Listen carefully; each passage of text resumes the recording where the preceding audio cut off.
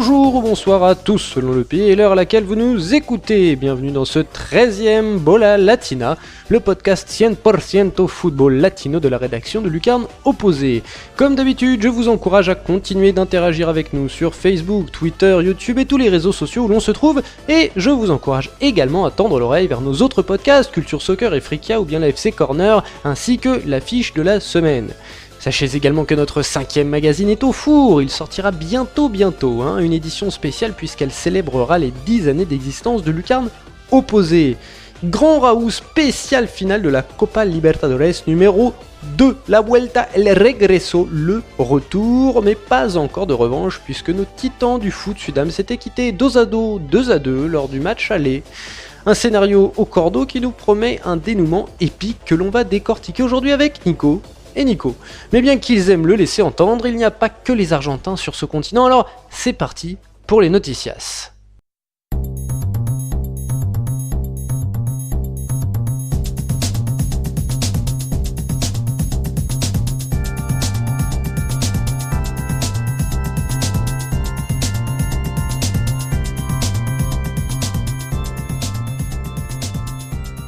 Andale carnales, entrons par le nord et le Mexique, où la nouvelle intérim de Ricardo Ferretti à la tête d'El Tri est terminée.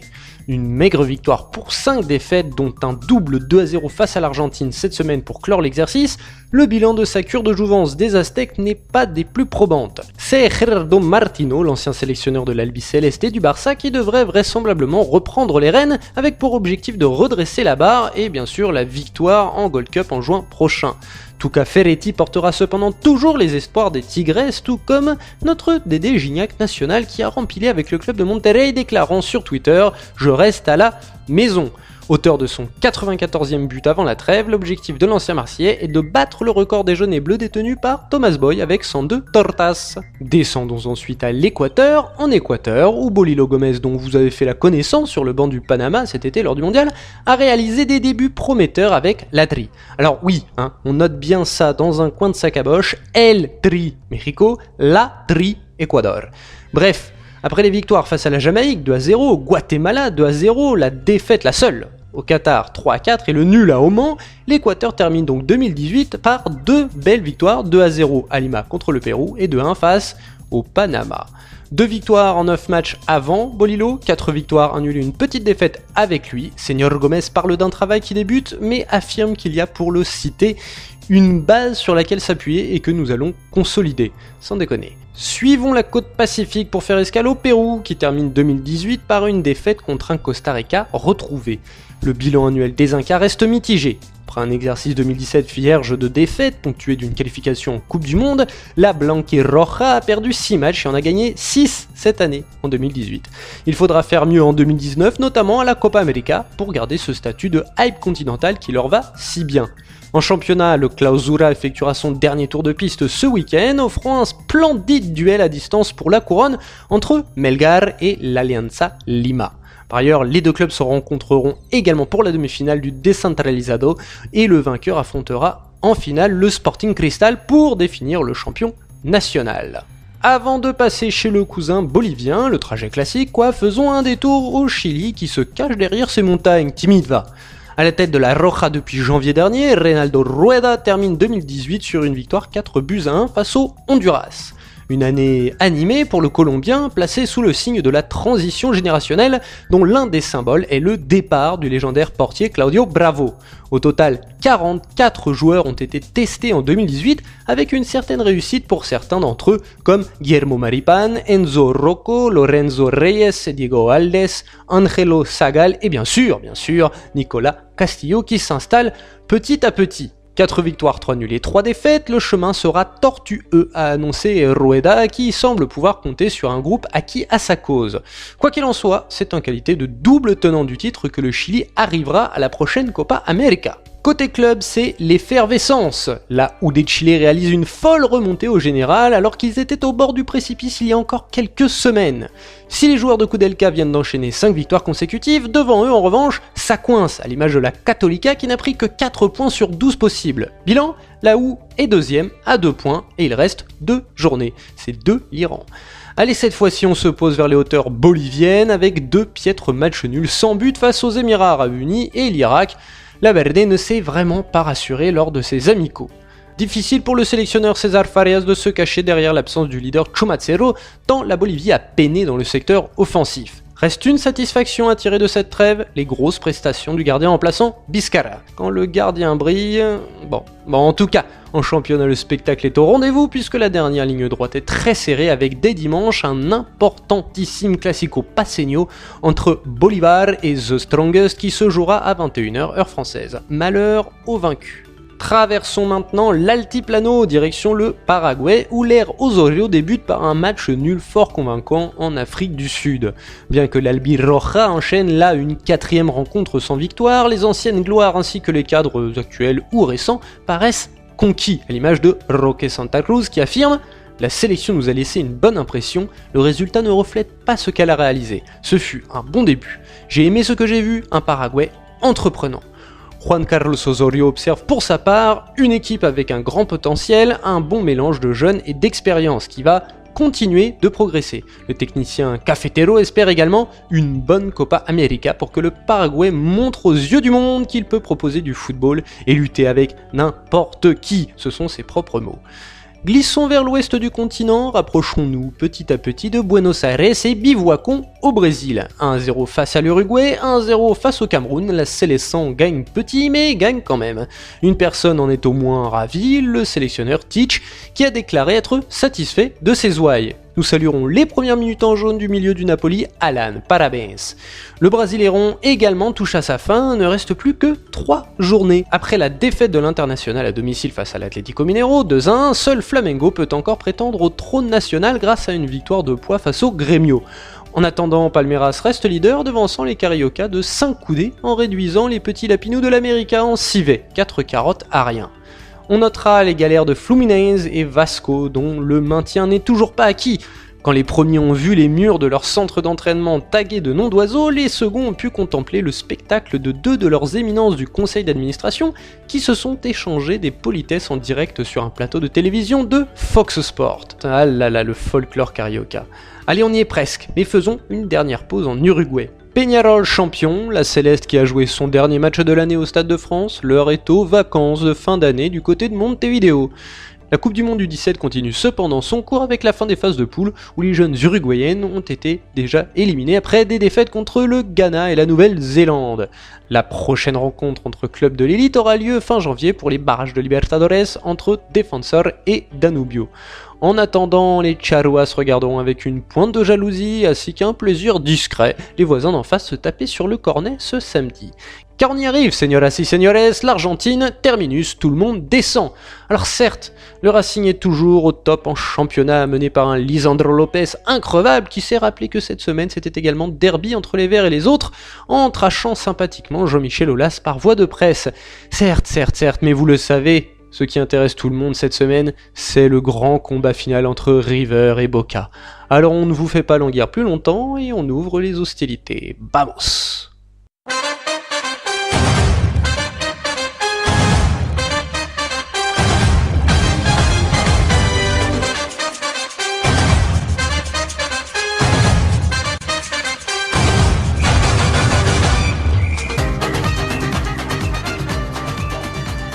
Eh bien, c'est parti pour ce brief du match retour de cette Copa Libertadores, de cette finale de la Copa Libertadores 2018, señoras y señores, entre Boca et River, la finale tant rêvée qui a accouché d'un magnifique 2-2 au match retour. Et pour en parler, eh bien, comme il y a 2 semaines, j'accueille Nicolas Cougo, notre rédacteur en chef. Comment vas-tu, Nico ? Hola Simon, bah écoute, ça va très bien et toi ? Ça va très bien, écoute, je sors du foot, tu vois, je me suis dépêché pour pouvoir enregistrer avec encore les chaussettes aux pieds, voilà, je suis encore en tenue. Vaut mieux qu'on soit d'ailleurs dans des lieux différents, je pense que je n'ai pas encore pris ma douche pour être honnête. Et l'autre second chroniqueur, notre second intervenant sera donc Nico de la Rua de Concha Argentina. Comment vas-tu, Nico ? Bonsoir les gars, ça va très bien. Déjà dans mon match, prêt pour samedi. On sent que ça monte, on sent que c'est chaud. C'est parti. On sent que c'est chaud et d'ailleurs, voilà, je le disais, le match aller a terminé sur un 2-2 très spectaculaire. On a vu des buts, on a vu de l'ambiance, on a vu des retournements de situation, pas tout à fait, mais en tout cas une équipe qui courait après l'autre. Enfin voilà, ça a été un vrai match de foot, une vraie belle bagarre avec du jeu, de l'intensité, du spectacle. Qu'est-ce que vous avez pensé, messieurs, de ce match aller, Nico Della Rua, par exemple? Ouais, c'était juste parfait. Je pense que je me mets à la place d'un spectateur français qui voit ça pour la première fois.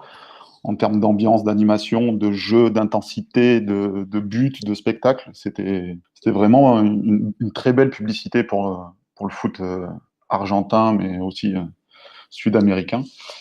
Donc vraiment, c'était un vrai plaisir, une première mi-temps surtout vraiment incroyable, un niveau de jeu parfait. Et voilà, donc vraiment un joli match avec un 2-2 qui laisse en plus espérer les deux équipes. Donc c'est vraiment parfait et ça laisse envisager un spectacle au match retour tout aussi intéressant. Un spectacle intéressant, d'autant plus que on a vu quelque chose d'assez agréable, puisque il n'y a pas eu plus de violence que ça sur le terrain, en dehors du terrain, et il n'y a pas eu vraiment de grosses erreurs d'arbitrage, il n'y a pas eu de scandale. On a vraiment eu un très beau match de football de ce point de vue-là. C'était un peu le match rêvé. Qu'est-ce que tu en penses, Nicolas? Hugo? Ouais, je suis assez d'accord et comme, enfin pour prolonger ce que dit mon Nico, mon autre Nico, je suis assez d'accord sur le fait que pour un novice, pour un néophyte, quelqu'un qui connaît pas le foot Sudam, on en avait un petit peu parlé, tu vois, avant le match aller où on avait dit, que ce genre de match, c'était typiquement ce qu'il fallait. Enfin, c'était la porte d'entrée idéale, pour découvrir un football, argentin ou même, là plus grand, sud-américain. Et là, pour le coup, ce match-là a tenu ses promesses et tu as raison de le souligner. Alors, on parlera peut-être l'absence de violence, c'est déjà une bonne chose. Et aussi sur le terrain, il y a pas eu d'excès d'engagement. Et il y a eu aussi, je pense que c'est aussi lié à cela, il y a eu aussi un excellent arbitrage. Parce qu'on sait que parfois ça se joue à rien, hein, ça peut exploser pour un rien.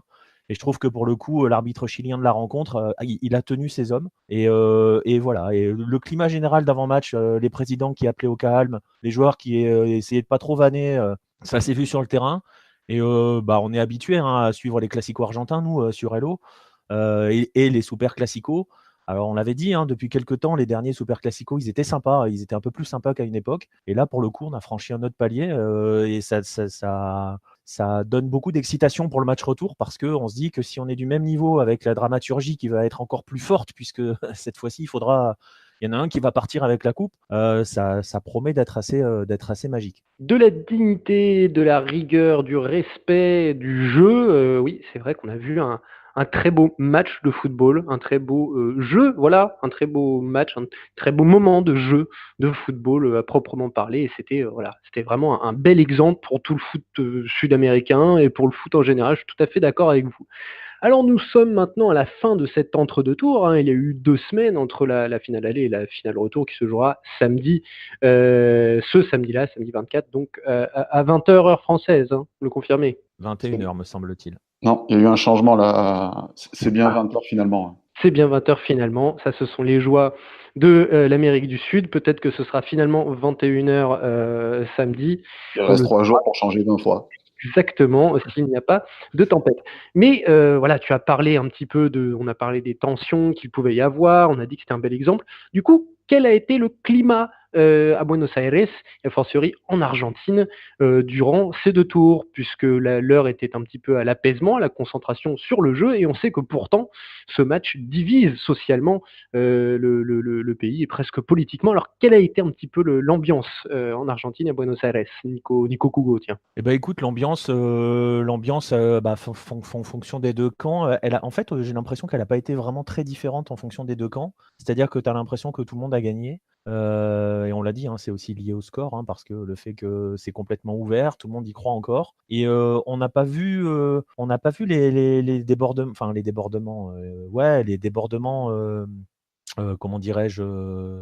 Les palabres habituelles, les excès de chambrage, tout le monde est resté, très, très calme. Ce climat est assez exceptionnel, je trouve, sur ce Super Classico parce qu'on l'avait dit, hein, on le craignait, hein, aussi, avec Nico et avec d'autres qui suivent le foot argentin.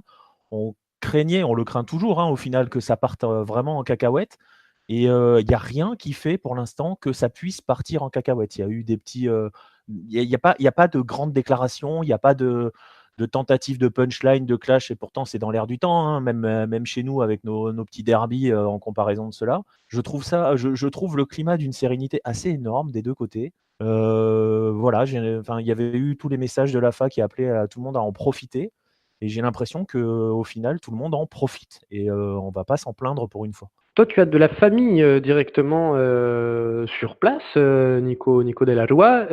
Qu'est-ce qu'ils en disent? Comment on vit cet entre deux matchs, entre deux verdicts de la Copa Libertadores?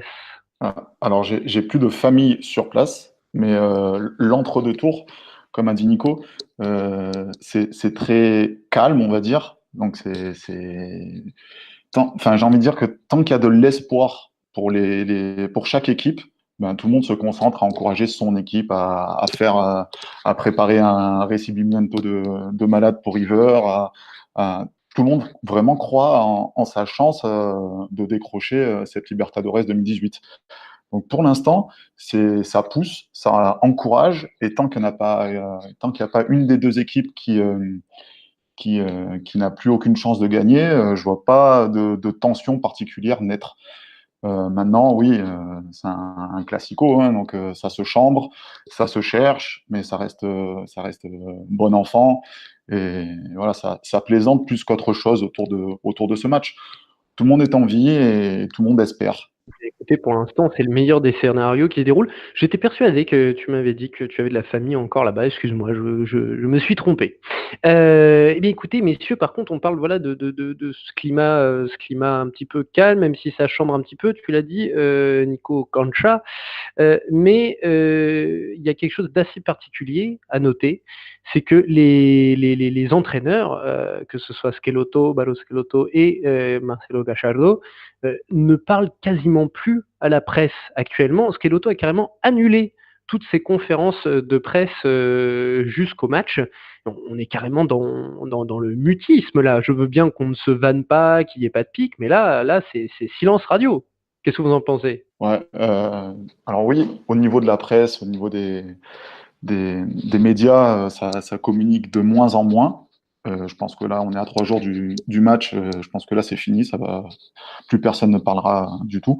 Par contre, ils sont pas si fermés que ça. Par exemple, demain, l'entraînement de Boca, il est ouvert au public. Donc, il va y avoir une grosse ambiance pendant 3-4 heures entre l'avant-entraînement, l'entraînement et l'après-entraînement dans le stade de Boca, qui risque d'être plein.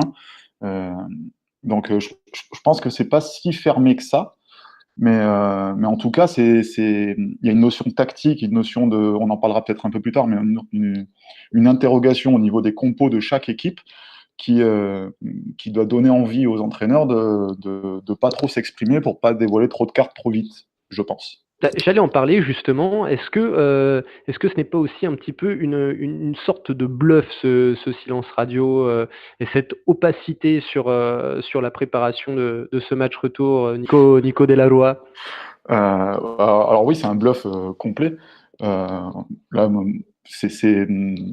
on sort d'un match plein avec vraiment une prestation solide des deux équipes, et pourtant, avant ce match retour, il y a 10 000 incertitudes au niveau des compos, au niveau de l'animation, au niveau de certains bluffs. Pavone jouera pas, ce genre de choses. Coco, pareil, jouera pas. Donc il y a un peu un petit jeu du chat et de la souris avec les médias, avec forcément l'équipe adverse comme objectif final. Donc ils veulent pas trop se dévoiler. Et bah, tout à fait, Nico Delarue. Et toi, Nico Kugo, qu'est-ce que tu en penses? Écoute, je ne sais pas si c'est forcément de l'opacité. J'y vois aussi un côté, on a affaire à deux hommes qui sont extrêmement professionnels et qui n'ont pas de temps à perdre dans des divagations. Et je trouve justement, et peut-être qu'on pourra en parler plus en détail, enfin, je sais pas, je trouve qu'il y a une ambiance beaucoup plus saine. Ça va avec l'ambiance saine, en fait. Je trouve que tout le monde est très professionnel sur le coup. On a souvent tendance à parler de l'Amérique du Sud en disant que, voilà, tu vois, en regroupant dans le terme passion, on englobe aussi toutes les dérives qu'il y a. Là, tout est très professionnel, les équipes sont ouvertes. Et Nico disait, ils ne sont pas complètement coupés du monde, hein, parce que les entraînements sont ouverts. Il y a le fameux Banderazzo pour demain avec Boca. On a les journalistes ont assisté aux entraînements du jour. On a même les équipes qui ont été mises en place, je pense par exemple par rapport à Boca. Je ne sais pas si c'est de l'opacité, je ne sais pas si c'est la peur parce qu'on est aussi en Argentine et que le moindre propos prend des proportions absolument démesurées et du coup on se dit on va éviter que ça dérive total, que ça explose avant le match et on se ferme. Je ne sais pas s'il y a un peu de ça. Moi personnellement j'y vois vraiment un côté ultra pro. Très bien, et écoutez, à propos de ces équipes, on va en parler. Et tu l'as dit, il y a eu des séances pour les journalistes, notamment du côté de River, et ça a beaucoup jasé, puisque Monsieur Gallardo, El Muñeco, a testé plusieurs formations, semant le doute, hein. Du coup là sur la toile c'est un petit peu, alors voilà, il a testé un 3-5-2, il a testé un 4-3-2-1, voilà, etc. Et donc voilà, et donc c'est un petit peu le doute, et on va parler de River puisque la dernière fois on avait commencé par Boca. Alors du côté de River, on peut penser à un retour de Ponzio, ce serait logique. Nacho Scocco et Borré ne seront pas là, Scocco est blessé. Borré, lui, est suspendu, ce qui pose la question de qui mettre en attaque pour accompagner notamment Prato. Et une autre question que tout le monde se pose, c'est que dans chaque formation, il n'y avait pas Juanfer Quintero. Mais il y a toujours une surprise le moment venu avec Gallardo. Alors, qu'est-ce qu'on peut tirer comme enseignement de cette séance de presse, de ce que l'on sait de ces différentes formations et qui on peut mettre comme troisième attaquant ou en attaque en tout cas pour seconder Lucas Prato. Il y a les solutions Rodrigo Mora, il y a le jeune Julian Alvarez, mais ça peut paraître un petit peu compliqué. Ouais, d'ailleurs, la tendance, si on doit avoir un deuxième attaquant, pour l'instant, penche en faveur de Mora. Mais il y a aussi la possibilité éventuellement de reconduire plus ou moins la même formation qu'à la Bombonera et peut-être de faire monter Gonzalo Martinez à côté de Prato, mais ça ne serait pas véritablement un duo d'attaquants. Mais tu l'as dit, on commence à le connaître un petit peu, le bonhomme, le Marcelo. On sait qu'il nous propose, il va enfumer tout le monde avec 75 formations tactiques avant le match. Personne n'avait vu venir le 3-4-3 hein, de la finale aller, personne ne l'avait vu venir. Et on peut se préparer à ce qu'il nous en sorte une nouvelle de sa poche pour cette finale retour. J'aurais presque envie de dire, si ça se trouve, il va nous sortir Juanfer Quintero justement. Il va nous mettre Quintero Martinez derrière Prato tout seul. Il est capable de faire ce genre de choses. Donc c'est très, très compliqué de deviner avec lui. Il y a un petit jeu. Là pour le coup, tu vois, tout à l'heure on parlait d'opacité. Là, il y a vraiment clairement un jeu de poker menteur. Il y a le même en face, hein, on en parlera après. Mais voilà, les seules certitudes qu'on a, tu as bien résumé la situation. C'est qu'il n'y a pas Borré, il n'y a pas Scocco. Donc si on joue à deux devant, qui mettons Voilà, la tendance, normalement, ça serait Mora. Et toi, Nico Della Rua, est-ce que tu penses que El Muñeco va sortir Quintero de sa manche tel un as, un joker? Et une autre question, oui, quand même, c'est quelle va être l'influence du retour de Ponzio, hein, qui est capitaine historique de River? Alors pour moi, Gallardo, certes, c'est un magicien, mais là, réussir à sortir Juanfer Quintero avec une place de titulaire pour ce match retour, c'est plus qu'un tour de magie. Là. Juanfer Quintero, ça fait un moment qu'il n'est plus dans le 11, sur les matchs importants en tout cas. Là, il aligne jamais dans ses entraînements, dans ses dispositifs à l'entraînement. Donc, certes, il est vraiment malin avec la presse et ce genre de choses. Là, ça serait vraiment une énorme surprise. Après, oui, à l'aller, déjà, la défense à 5, personne n'avait anticipé et c'était une grosse surprise déjà.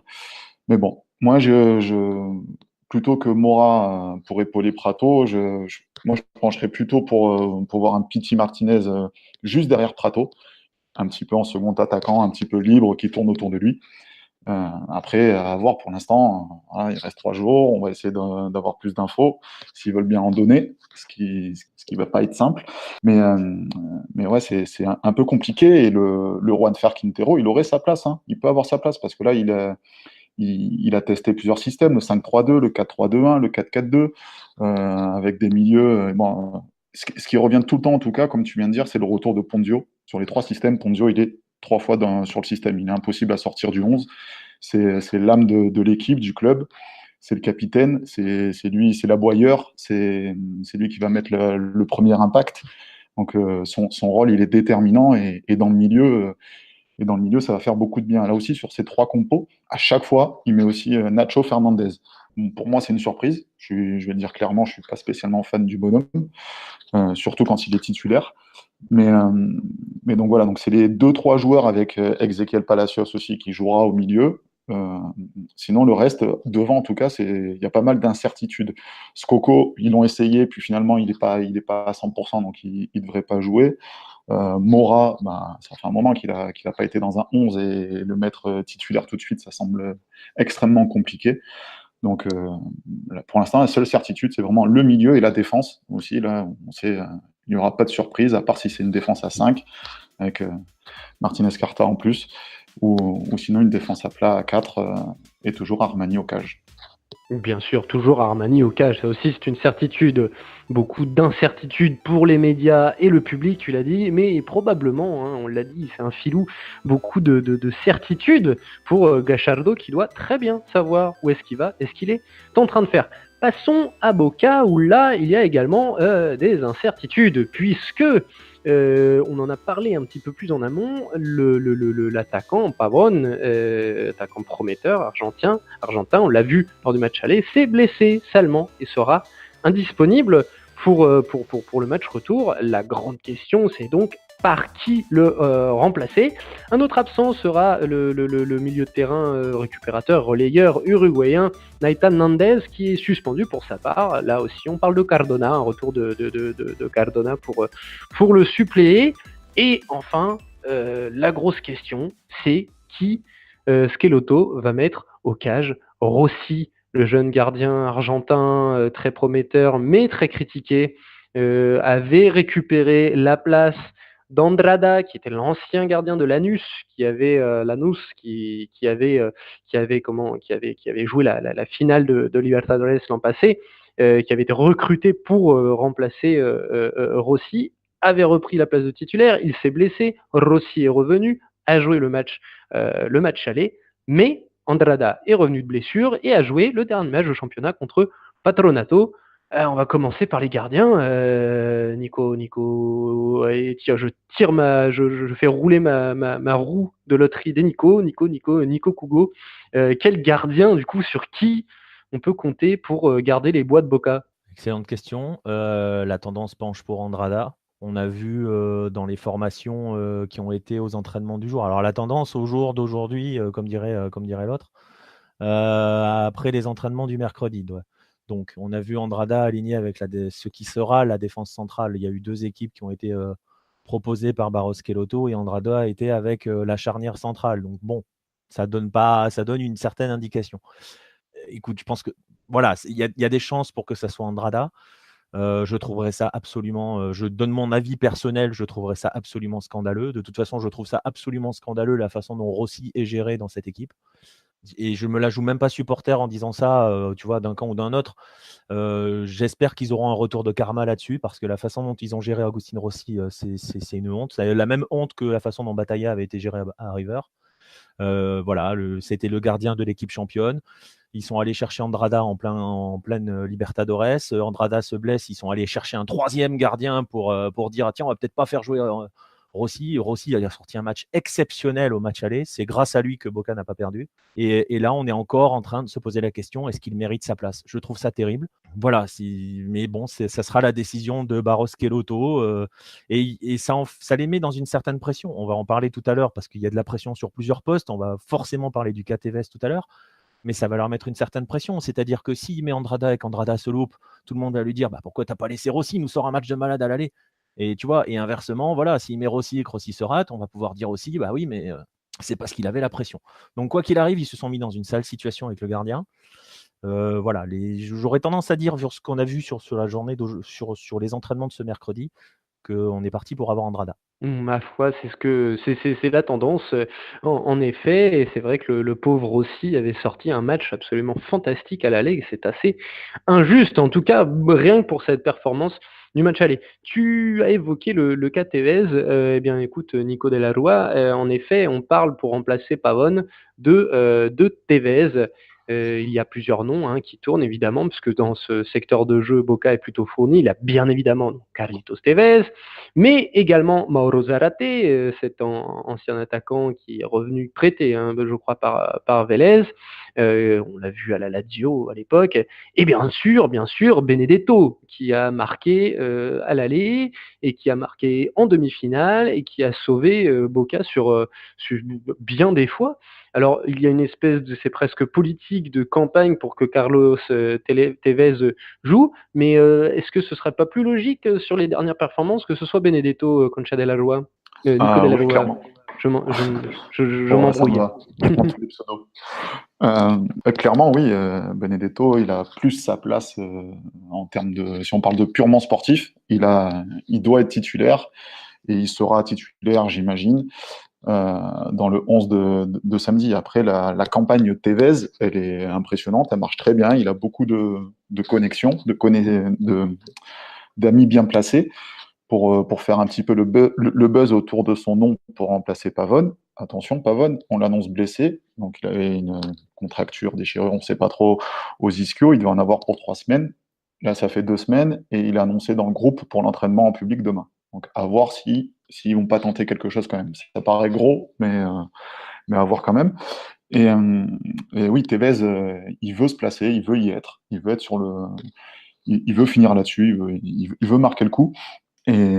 Sauf que si tu fais jouer Tevez sur ce match en tant que titulaire, ça veut dire que tu changes de système. Tu ne pourras jamais jouer sur un côté Tevez. C'est pas possible. Donc, est-ce que Barros Schelotto va pouvoir jouer dans un système différent alors qu'il s'est appuyé sur ce système de 4-3-3 qu'il a emmené jusqu'à la finale de la Libertadores, qui lui a donné le titre en Superliga. Est-ce que c'est le moment vraiment de tout changer juste pour faire une place à Tevez? Moi, ça me paraît très compliqué. Et en tout cas, j'adore Tevez. Tout ce qu'il a fait, toute sa carrière, l'impact qu'il a pour l'Argentine, pour Boca, pour tout ça. Mais c'est pas justifié sportivement, selon moi. Est-ce que, Nico Kougou, tu penses que le pouvoir un peu politique au sein de Boca de Tevez est suffisant pour que Barros Schelotto change ses plans? Tu l'as dit, Nico Della Rua, ses plans qui ont fait leurs preuves depuis très longtemps, ce 4-3-3, pardon. Est-ce que Barros Schelotto pourrait changer ses plans pour les beaux yeux, c'est un petit peu ironique en effet, de Carlitos Tevez? Écoute, c'est une bonne question. Alors, si on chipote un peu, c'est parce que Tevez, dans sa grande campagne médiatique, il a même été appuyé par des anciens. Il y en a même qui ont appelé à ce que Gago soit là ce week-end. Donc, voilà, il y a une vraie campagne assez extraordinaire. Il y a une pression. Du coup, tu vois, je parlais de pression tout à l'heure par rapport à Rossi et par rapport du coup à Barros Schelotto. Ils se sont mis la pression tout seuls. Ils se mettent la pression tout seuls. Alors, Tevez fait un lobbying de malade. Je pense qu'il a le pouvoir de faire changer les choses, très clairement, parce que un lobbying à Boca, quand on a les bons appuis, c'est des grands clubs. Il y aurait une situation similaire à River, ça serait le même bazar. Alors, si on chipote, ça resterait probablement un 4-3-3 parce que Tevez, comment dirais-je, en bon communicant, pour le coup, a dit que lui, il aimerait jouer derrière Abila et Benedetto. Alors, dans l'absolu, tu vois, si on chipote, ça fait Tevez en 10, 2 mecs devant, on peut dire que c'est un pseudo 4-3-3. Sauf que c'est absolument pas les 4-3-3 à la Barros Schelotto avec des fusées sur les ailes.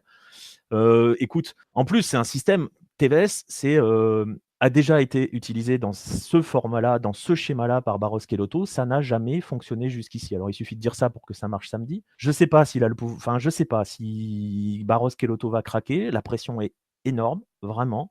Aux entraînements du jour, il n'était pas dans le trio offensif qu'on était censé atteindre, puisqu'on a eu Benedetto, Abila et Villa, ce qui semblait être le truc un petit peu plus logique, plus ou moins.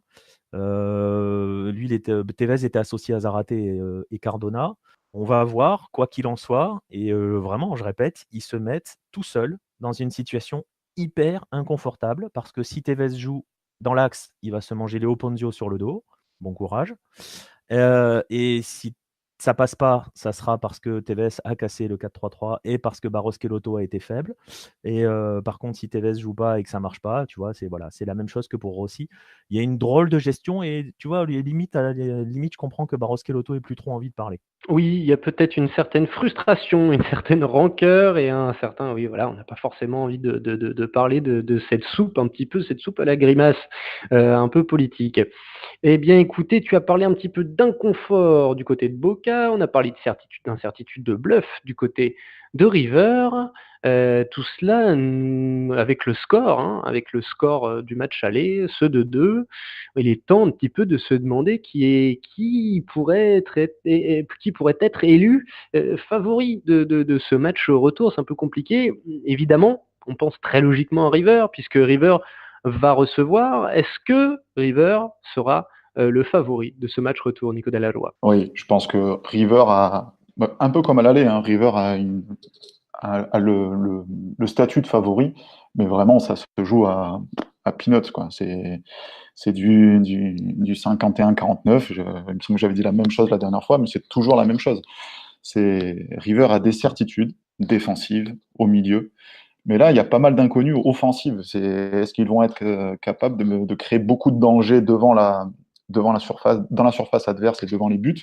Est-ce qu'ils vont être capables de convertir ces occasions-là, quoi? S'ils se reposent uniquement sur Prato, suivant le 11 aligné, ça peut être compliqué si malheureusement pour eux, ils doivent faire leur retard s'ils sont menés dans le match. Donc, je pense que River part légèrement devant parce qu'ils ont Gallardo, parce qu'ils ont des certitudes, ils ont la tactique, le jeu, la fluidité, l'organisation, mais ça reste un super classico. Il peut se passer mille choses. Il peut y avoir deux joueurs qui restent bloqués dans le tunnel et finalement il faut faire des changements et ça part complètement différemment. Donc j'exagère, mais ça va être un petit peu ça. C'est compliqué de mettre un favori, vraiment. Ouais, je suis assez d'accord avec Nico. Je me suis trompé. Oui, pardon, excuse-moi. Est-ce que tu es d'accord avec ça, Nico Kugo? Ouais, je suis assez d'accord avec Nico. Mais en fait, on est exactement dans la même situation qu'au match aller, sauf que là, cette fois-ci, il va falloir un vainqueur. Et donc voilà, c'est aussi ce qui rend ce match de samedi génial, c'est que aucune décision, même si aucune décision n'est jamais faite après un match aller en Libertadores, ça on le sait tous. Mais là, pour le coup, on est au même point que lors du match aller. L'incertitude est immense. Comme l'a dit Nico, c'est un super classico. Il peut se passer tout et n'importe quoi. Il peut y avoir une équipe qui pète une durite complet, qui sort du match d'un coup sur un détail, voilà, tout peut arriver. C'est aussi pour ça que ce match est génial. On aurait tendance forcément à penser que River va être favori chez lui, dans son Monumental, dans son ambiance, dans ses conditions, parce que là, cette fois-ci, la pression, parce que autant l'arbitre est très bon au premier match, on n'a aucune certitude, là non plus sur le match retour, avec une pression encore plus forte. Ça peut jouer aussi, et du coup, le Monumental peut faire pencher certaines décisions arbitrales en faveur de River, ce qui aurait pu être le cas la dernière fois en faveur de Boca et ce qui n'est pas arrivé. Écoute, non, mais c'est pour ça que ce match est génial, c'est pour ça qu'on l'attend tous. En fait, nous, on arrive, on n'a absolument aucune certitude avant ce match. Et oui, comme à l'aller, on est devant un espèce de gros gâteau surprise, de gros œufs surprise, et on a hâte de l'ouvrir pour savoir ce qu'il se cache à l'intérieur. Et en effet, on a hâte, et ce sera donc samedi 24 à 20h, 21h. Hein, on n'est pas encore sûr ça, s'il pleut, 20h, 20h. Pas envie, voilà. Donc, en ce temps, c'est 20h, et on a hâte, en effet, surtout après le spectacle qu'ils ont montré au match aller. On a hâte du spectacle au match retour, et gageons en effet qu'il soit aussi beau, et surtout qu'il soit aussi, j'allais dire fair play, on va peut-être pas exagérer, mais aussi sérieux d'un point de vue de l'engagement, et pas qu'il n'y ait pas de débordement. Voilà, exactement, qu'il n'y ait pas de débordement sur le terrain comme à l'extérieur du terrain, qu'on ait une finale, allez, comme retour, une finale parfaite, parce qu'elle est pas loin d'être parfaite. Eh bien écoutez, on a hâte, et on a hâte. Merci beaucoup Nico, Kugo. Merci à toi Simon, on a hâte. Et merci beaucoup Nicolas Della Rua. Ah, merci à vous, et surtout sur ceux qui ont adoré le Recibimiento de Boca à l'aller. Préparez-vous, là, River est parti pour essayer de battre en tout cas dans le cœur des supporters de River, le Recibimiento de 95. Donc ils veulent quelque chose de grandiose à l'entrée des joueurs. Ils veulent écrire l'histoire sur le Recibimiento, c'est magnifique. Si vous chers auditeurs, si vous ne l'avez pas vu, je vous renvoie à YouTube pour voir le Recibimiento de 95. C'est quelque chose. Ça, en effet, c'est quelque chose. Et est-ce que j'ai déjà dit qu'on avait hâte ? Ouais, je crois qu'on l'a dit. Allez, merci beaucoup, messieurs. À la prochaine. Petit erratum, chers amis, la date du légendaire Recibimiento de River est 1996 et non 1995. Notre erreur est presque impardonnable, on vous le confesse. Merci à tous de nous avoir suivis pour cette 13e émission. N'oubliez pas de venir nous solliciter sur les réseaux sociaux et quant à moi, je vous dis à très bientôt pour un nouveau numéro de Bola Latina. Salut les amis!